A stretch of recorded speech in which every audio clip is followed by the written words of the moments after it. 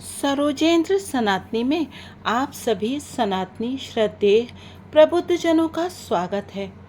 आप सभी को अवश्य ही ज्ञात होगा कि इस्कॉन के एक सन्यासी अमोघ लीला दास जी को 1 माह के लिए इस्कॉन मंदिर से निष्कासित कर दिया गया है, यानी सस्पेंड कर दिया गया है और उन्हें अपने ऊपर इंट्रोस्पेक्ट करने के लिए यानी कि अंतर्दर्शन और प्रायश्चित करने के लिए कहा गया है। अब प्रश्न उठता है कि ऐसा क्यों हुआ। इसके पहले कि मैं इस बात को आपको बताऊं, मैं आपसे जानना चाहती हूं कि आप सभी लोग अपने शहर के इस्कॉन मंदिर तो अवश्य ही गए होंगे और निसंदेह इस्कॉन मंदिर जाकर सभी को एक बहुत ही सुखद अनुभूति होती है और विदेशों के इस्कॉन मंदिर तो निस्संदेह सभी सनातनियों के लिए एक बड़ वृक्ष के आश्रय की तरह हैं, जो वहाँ के विदेशी वातावरण से सामंजस्य ना बैठा पाने वाले और शुद्ध शाकाहारी खाने के लिए तरसते भारतीयों को एक शीतल छाया प्रदान करते हैं। चलिए अब जानते हैं कि आखिर अमोघ लीला जी ने ऐसा क्या कर दिया और ये हैं कौन। दरअसल अमोघ लीला जी दिल्ली के द्वारिका में इंचार्ज हैं और इन्होंने बीटेक की डिग्री प्राप्त की है और ये एक बहुत ही सफल आईटी प्रोफेशनल रह चुके हैं। इन्होंने बहुत वर्षों तक अमेरिका में भी काम किया था और उसके पश्चात इन्होंने संन्यास ले लिया था। आपकी आयु 40 से ऊपर है और 45 वर्ष के आसपास है और इनके प्रवचनों का युवा वर्ग में बड़ा क्रेज़ है और ये युवा वर्ग में अपनी हास्य शैली के लिए बड़े ही लोकप्रिय हैं। लेकिन इन्होंने ऐसा क्या कह दिया जिसकी वजह से स्वयं इस्कॉन ने इनको सस्पेंड कर दिया। दरअसल ये युवा वर्ग में लोकप्रिय होने के लिए या यूं ही एक बड़ी ही मनोरंजक शैली अपनाते हैं अपने प्रवचनों के लिए। लेकिन जब आप एक सन्यासी के पास जाते हैं तो आप उससे गंभीरता और एक विशेष प्रकार की गरिमा एक्सपेक्ट करते हैं। लेकिन अमोघ लीला जी ऐसा नहीं करते थे। यूँ तो उनकी बहुत सारी बातें कंट्रोवर्शियल होती थीं, जैसे महिलाओं को लेकर वो जिस प्रकार की टिप्पणियाँ करते थे वो शायद अच्छी नहीं थीं। हालांकि बात वो हमेशा सही कहते थे, लेकिन बात को कहने का एक तरीका होता है। यदि आपको कॉमेडी ही सुननी है तो बहुत सारे स्टैंड अप कॉमेडियंस हैं जिनके पास आप ये सब बातें सुनने के लिए जा सकते हैं। लेकिन अमोघ लीला जी अपनी इसी शैली के लिए विख्यात थे और आज इसी की वजह से उन्हें परेशानियों का सामना करना पड़ रहा था।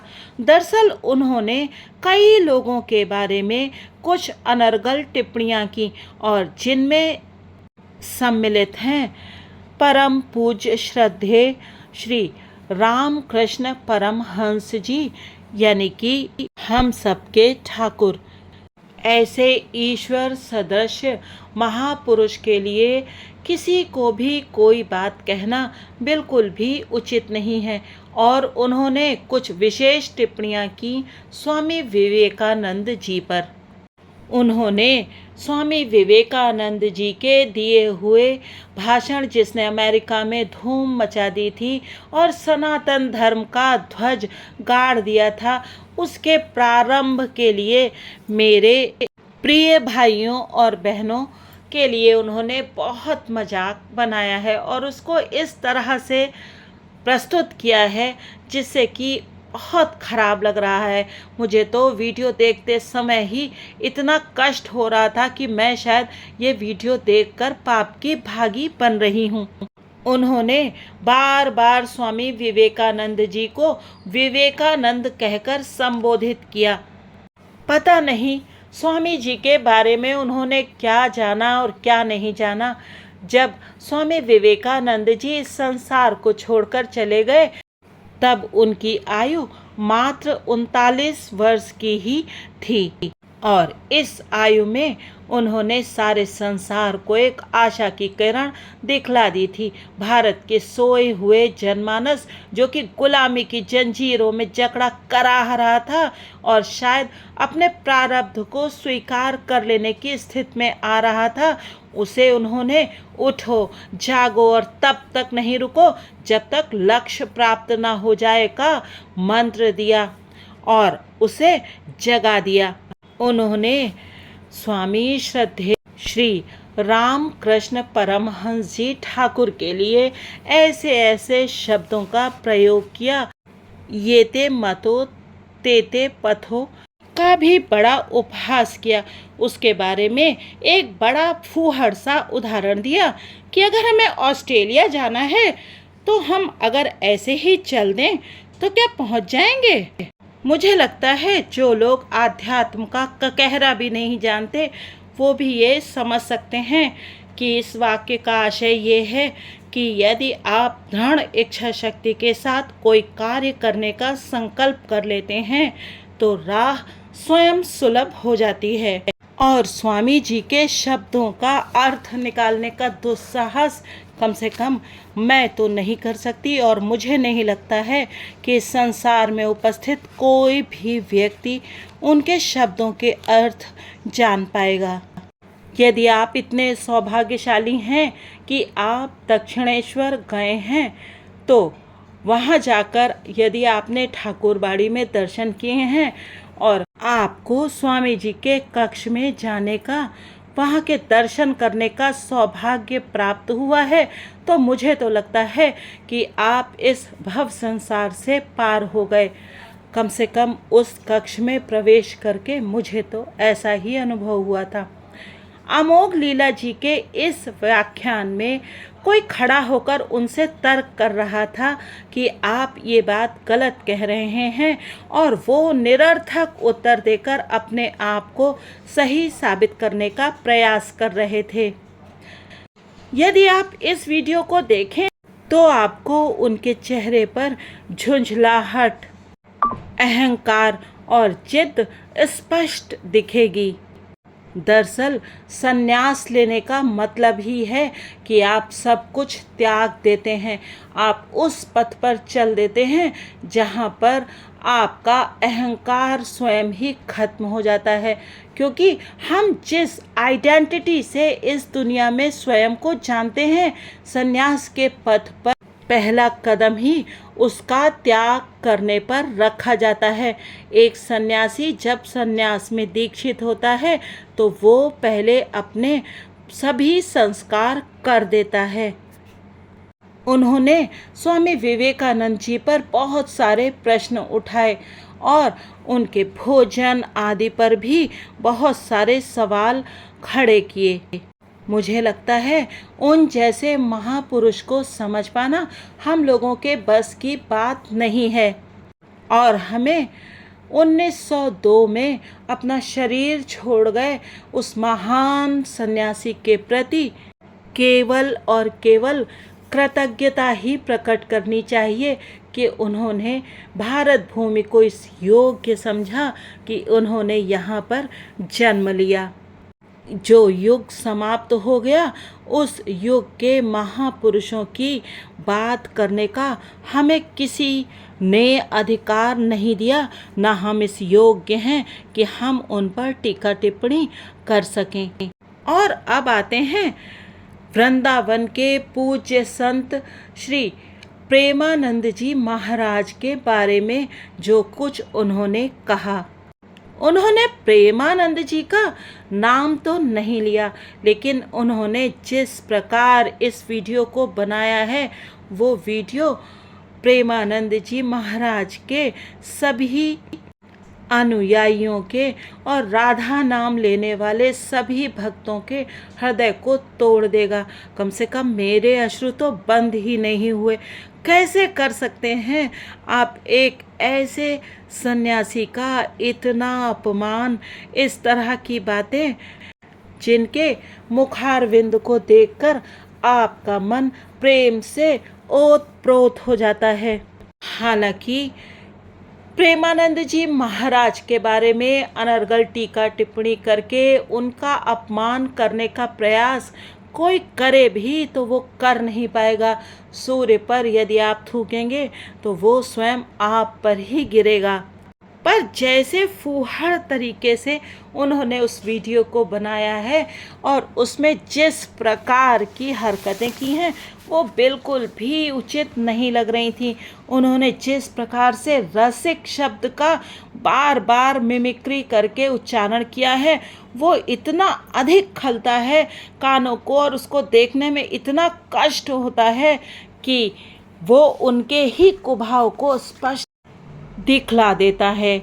यदि आप नियमित रूप से महाराज जी के प्रवचन और एकांतिक वार्तालाप सुनते हो तो आपने अवश्य ही ध्यान दिया होगा कि महाराज जी कभी किसी की तरफ देखते ही नहीं। जब कोई बहुत गूढ़ प्रश्न उनसे किया जाता है तब वो प्रश्नकर्ता के बारे में पूछकर उसकी तरफ एक हल्की सी दृष्टि डालते हैं और मुझे नहीं लगता कि उनकी तरफ दृष्टि कर पाने की सामर्थ्य किसी व्यक्ति में होगी। श्री अमोघ लीला जी ने कहा कि प्रेमानंद जी महाराज कहते हैं कि आप कोई अपने मन का नाम जपिए। यदि मेरा मन है कि माय नेम इज़ एंथोनी गंसाल्विस और मैं उसका नाम जप करना चाहूँ तो ये कितना बड़ा कुतर्क है। जो कोई भी आध्यात्म की राह की तरफ मुड़ा भी है उसे ये पता है कि नाम केवल ईश्वर का ही जपा जाता है। आप किसी की बात का अनर्थ करके उसकी बेहद फूहड़ व्याख्या कैसे कर सकते हैं? ये तो कोई छोटा बच्चा भी जान सकता है। जब प्रेमानंद जी महाराज राधा नाम की टेर लगाते हैं तो बड़े से बड़े पाषाण हृदय भी पिघल जाते होंगे। ऐसा कौन होगा जो उनके राधा नाम उच्चारण से द्रवित ना हो जाता हो। उनके मुख से वो नाम सुनकर हृदय फटने लगता है, एक अकुलाहट जैसी जागने लगती है। मैं जानना चाहती हूँ अमोघ लीला जी से कि क्या हजारों लोग पागल हैं जो कड़ी सर्दी गर्मी पानी लू में रात रात भर जागकर उनकी एक झलक पाने को खड़े रहते हैं, जिसमें बहुत सारे बच्चे भी शामिल होते हैं। बाबा तो स्वयं प्रेम का मूर्तिमान स्वरूप हैं, जैसे स्वयं श्री जी ही साकार हो गई हूँ। उनके दिप दिप करते हुए मुखमंडल पर दृष्टि टीवी पर डालते ही प्रेम भाव आपके मन में हिलोरे मारने लगता है। अमोघ लीला जी बता रहे थे, मुझे भी लगभग 23 वर्ष हो गए ब्रह्मचर्य लिए हुए और संन्यास आश्रम में प्रवेश किए हुए, लेकिन बाबा तो बचपन से ही लगभग 13 वर्ष की आयु से इसी संन्यास आश्रम में हैं और ब्रह्मचारी हैं।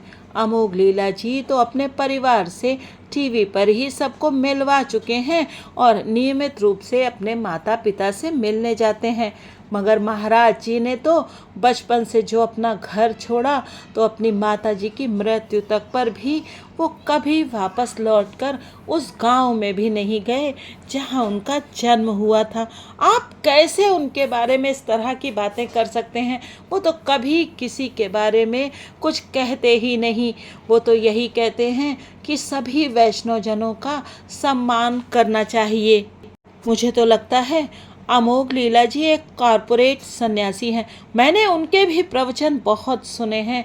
उनका गीता पर जो व्याख्यान आया था उसकी पूरी सीरीज़ मैंने सुनी थी और कई बार वो बहुत अच्छे प्रवचन भी करते हैं, लेकिन मुझे लगता है एक सन्यासी को कंपटीशन से हमेशा दूर रहना चाहिए और प्रेमानंद जी महाराज तो कहीं किसी के प्रतिस्पर्धा में हैं ही नहीं। वो तो राधा प्रेम में ऐसे डूबे हुए हैं कि वो स्वयं प्रेम का मूर्तिमान स्वरूप हैं। इस विषय पर आज बहुत सारे लोगों ने वीडियो बना बना कर डाले हैं और उसमें कुछ बंगाल निवासी लोगों के वीडियो भी हैं जो बहुत आहत हुए हैं स्वामी विवेकानंद जी और ठाकुर जी के अपमान के कारण।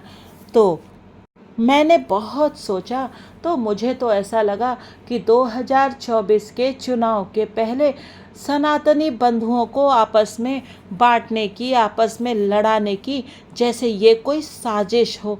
आखिर क्यों? इतने वर्ष पूर्व, शताब्दियों पूर्व जो हमारे महान पुरुष थे, हमारी महान आत्माएं थीं, जिनसे हम आज तक प्रेरणा लेते चले आ रहे हैं, उनके बारे में आज ऐसे अनर्गल प्रश्न किए जा रहे हैं। ठाकुर जी का और स्वामी विवेकानंद जी का अपमान तो करने का किसमें साहस है, या किसमें इतनी सामर्थ्य है कि वो सूर्य को दीपक दिखा सके। किंतु ये सब इसी समय क्यों? तो मुझे लगता है कि हम सभी सनातनी बंधुओं को सोचना पड़ेगा, विचार करना पड़ेगा और ऐसी साजिशों से दूर रहना पड़ेगा। हमें एक बने रहना पड़ेगा, वरना ये सब लोग हमें आपस में ही लड़ा देंगे, हमें विभाजित कर देंगे। अभी कुछ समय पहले प्रभु श्री राम पर एक फिल्म आई थी जिसने हमें बहुत सोचने के लिए मजबूर कर दिया था। ये सब लोग हम सनातनियों को ऐसा समझकर कि ये लोग तो मूर्ख हैं, हमारे भावनाओं के साथ बार बार खेलने का प्रयास करते हैं। अमोघ लीला जी सनातन के लिए बहुत अच्छा कार्य कर रहे हैं। उनके कुछ वीडियो बहुत ही अच्छे हैं जो बहुत जानकारी भी देते हैं। इस्कॉन संस्था स्वयं में बहुत अच्छे कार्य कर रही है सनातन के लिए, लेकिन इसका ये अर्थ नहीं है कि हमारे आइडियल, हमारे महापुरुषों के बारे में अनर्गल बातें बोली जाएं। हमें समझना होगा, हमें थोथा थोथा अलग कर लेना पड़ेगा। श्री रामकृष्ण मिशन संस्था भी बहुत कार्य कर रही है मानवता के लिए, और बहुत सारे वर्षों से वो अपने आप शांत इस पथ पर प्रयासरत है। मिशन में जाकर आपको एक अपूर्व शांति का एहसास होता है। मेरा आप सभी सनातनियों से यही अनुरोध है कि थोथा थोथा फटकार कर अलग कर दीजिए, केवल सार लीजिए। जो भी अच्छी बातें कहता है उसको सुनिए और इन विवादों से दूर रहिए। अभी सन 2024 की डगर में ये लोग यही सब करेंगे, हमें आपस में लड़वाएंगे, हमारे हृदयों को आहत करेंगे, हमारे महापुरुषों पर टीका टिप्पणी करेंगे। पर हमें विचलित नहीं होना है, क्योंकि चाहे कितना भी कोई प्रयास करे, सनातन हमेशा था, हमेशा है और सदा ही रहेगा। हमें महापुरुषों के जीवन से केवल उनके बताए अच्छे मार्ग पर चलने का प्रयास ही करना चाहिए। मुझे पूरी आशा है कि अमोघ लीला जी अपने इस प्रायश्चित काल में ये समझकर कि ये महापुरुष क्या हैं, स्वयं में अवश्य ही परिवर्तन लाएंगे और अपने सुंदर प्रवचनों से हम सबको कुछ सिखाने का प्रयत्न करेंगे। आप सभी का वीडियो देखने के लिए हृदय से धन्यवाद।